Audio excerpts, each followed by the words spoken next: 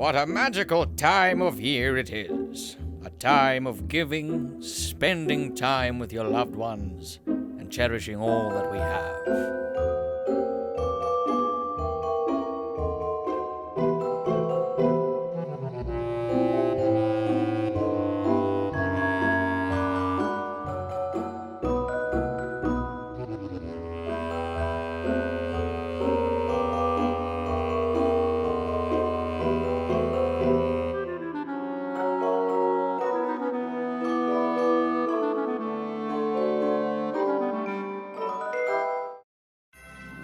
Couplecade, the shining example of all that is Christmas. What a beautiful time of year it is. Hey, darling, would you mind putting another log on the fire, please? For you, my dear, anything.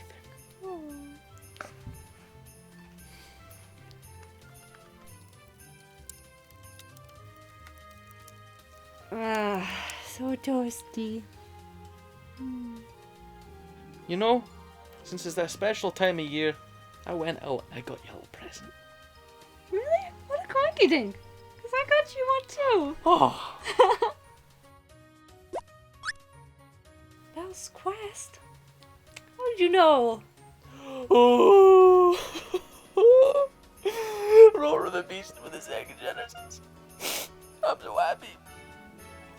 Okay, let's play mine first.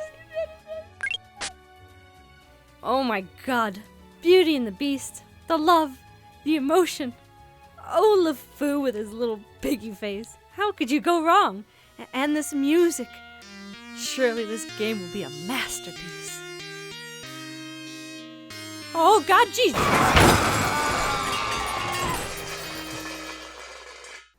A tale as old as time. The Beauty and the Beast games for Sega Genesis were a 2-part deal. You had Belle's Quest, clearly an attempt to market towards all the wannabe Disney princesses out there. What? Then, on the other hand, you had Roar of the Beast, with Beast getting all angry at forest creatures, as evidenced on the cover here, but more on that later. Time to see what we're in for. We learned through these janky PowerPoint presentations that Belle longs for more than the provincial life. And that pretty much books and her pops are the only things keeping her happy. To top it off, we have Beast with his very pouty lips and his "I'm done with this shit" look on his face. And Belle, she's got a serious case of the smushy face. It's the latest trend! Oh, what a cute start to the game. Look at how cute she is. Why can't I hear anything? My ears are bleeding. Well, isn't that the daintiest of jumps? I wish I made a cute noise like that when I jump. Just from walking along, we could see that birds are not as sweet as we initially thought.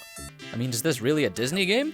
Did Snow White just round up her birds like, "Okay, we're gonna go and snuff out that bitch Belle, thinking she can step on my princess turf"? Now that we made it to all the hustle and bustle of the village, we see Madame Springy Neck going about her business. And before long, LeFou comes barging up to us without even a hello, screaming to Gaston as if I'm some kind of fugitive. Come quietly or there will be trouble. Then big old Gaston comes stomping up to Belle. What's wrong with his jaw? He looks like the Nutcracker had a baby with Skeletor. Christmas jokes. Just like the movie, he pesters you about tying the knot. Belle fires right back at him with some sass. You tell him, Belle. Okay, now that that's over with, let's head back to the bookstore. Again? What does this guy want? It's nice when you get interrupted next to the sheep. They've got your back. All like, ooh, you got told. Then again, it just kind of looks like they're also suffering from a case of the provincial life. Once we finally get to the bookstore, we are met by yet another Skeletor-jawed villager.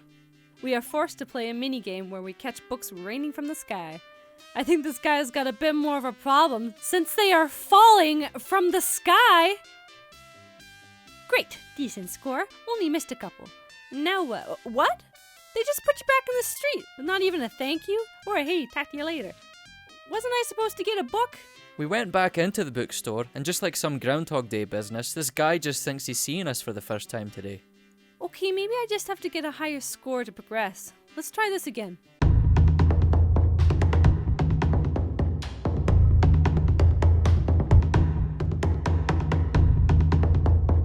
There we go. Near perfect. Aw, no, same thing. We found out later that there was literally no point to that game. We didn't need to do it.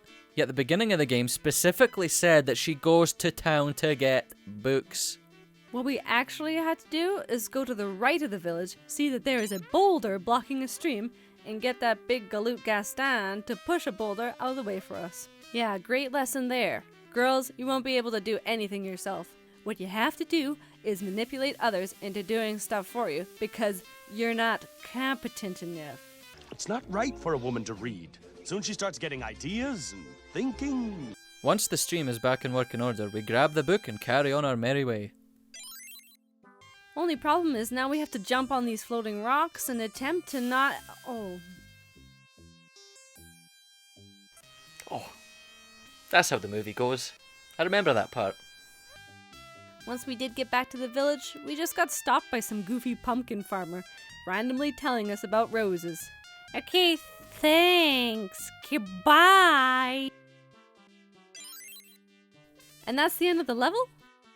Oh good, another PowerPoint. Ah, what happened to her? She's like frozen solid. Poor chicken, too terrified to move. So Belle sets out to find her father. But before too long, she's just stuck in the snow. Old Philippe got a bit too spooked. I wish that damn horse could have rode off with us. Save us from this nightmare.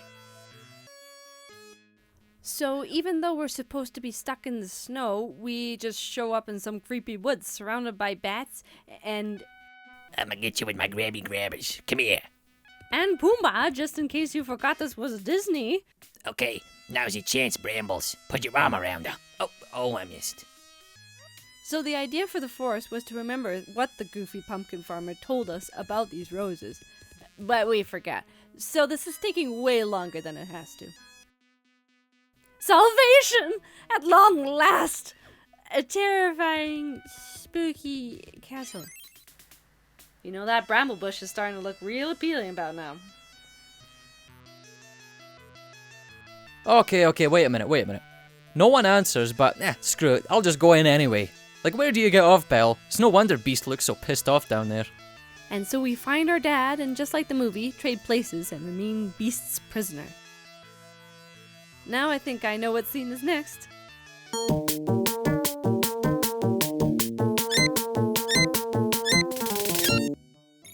What fresh new hell is this? Ah! Ooh! Ouch!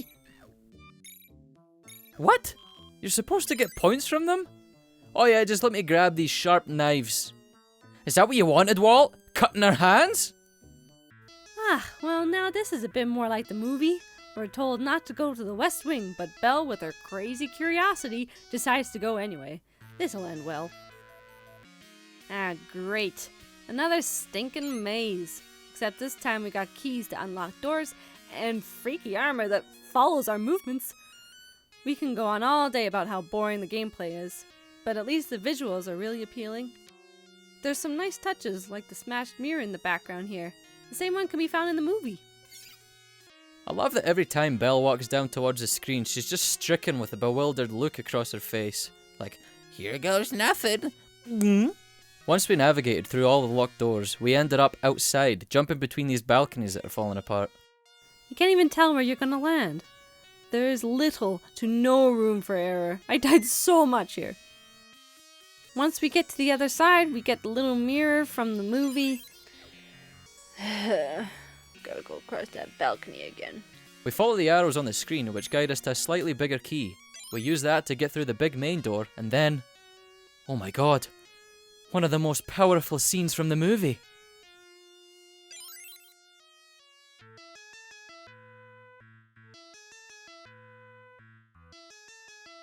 One of the most powerful scenes in the movie, and all you get is this crappy music. I don't know how much more of this I can take. So Belle gets stuck in the snow again. Okay, cool. Beast's gonna save us, though. So, is this the Spark Nose version? I feel like we might be missing a tiny bit of the plot. They turned it into a minigame? You float around picking up petals, and the more you get, the more health they reward you with in the end. That's it. Okay, I know it's so bad, but it's so fun to try and steer them with these buttery controls, grabbing the pointless petals. Extreme Ballroom Simulator 2015. Whoa! Radical. Right then, now that we're through with that, on to the final level. We end up riding Philippe to get back to Beast after finding out the angry mob is after him. Because screw the rest of the plot. Ooh, we gonna burn us up a beast tonight. I'm gonna get me a new jacket from his fur. Hoo-wee! Jesus, why'd they have to make Philippe go Mach 10? It's so hard to control. I feel like I'm playing a Sonic game.